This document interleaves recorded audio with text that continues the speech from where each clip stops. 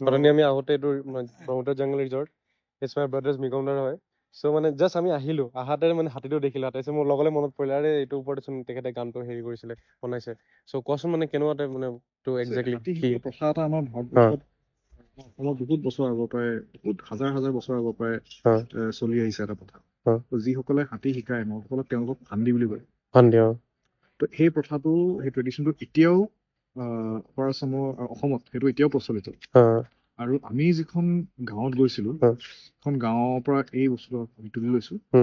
সেই গাঁওখনৰ নাম হৈছে তৰাণী গাঁও, তৰণি তিনিচুকীয়াৰ এখন তৰাণী গাঁও আছে। তাত এজন পাণ্ডী এজন আছে, তেখেতৰ নাম শৰৎ মৰাণ। চ' শৰৎ মৰাণ ডাঙৰীয়াৰ ওপৰত তেখেতৰ এই হাতী শিকোৱা এণ্টায়াৰ যিটো প্ৰচেছ তাৰ ওপৰত এখন তথ্যচিত্ৰ বনাইছিলে মোৰ এজন খুবেই ভাল বন্ধু, আমাৰ ভাইটি এজন হিমাংশু চুতীয়া শইকীয়া বুলি। চ' সি মোৰ স্কুলৰ জুনিয়ৰ হয়, তাৰ লগত মোৰ নিজৰ ভাইৰ নিচিনা। আৰু তেতিয়া তাৰ লগত কথা পাতোতে সি কৈছিলে যে মই এখন তথ্যচিত্ৰ এখন বনাই আছো হাতী শিকোৱা নামৰ ওপৰত, সেই হাতী ট্ৰেইনিং প্ৰচেছটোৰ ওপৰত।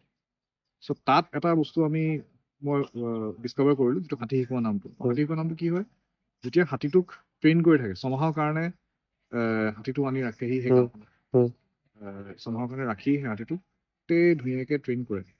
ট্ৰেইন কৰাৰ পিছত, ট্ৰেইন কৰি হৈ যোৱাৰ পিছত হাতীটো আকৌ গতাই দিয়ে দিয়ে হয় মালিক।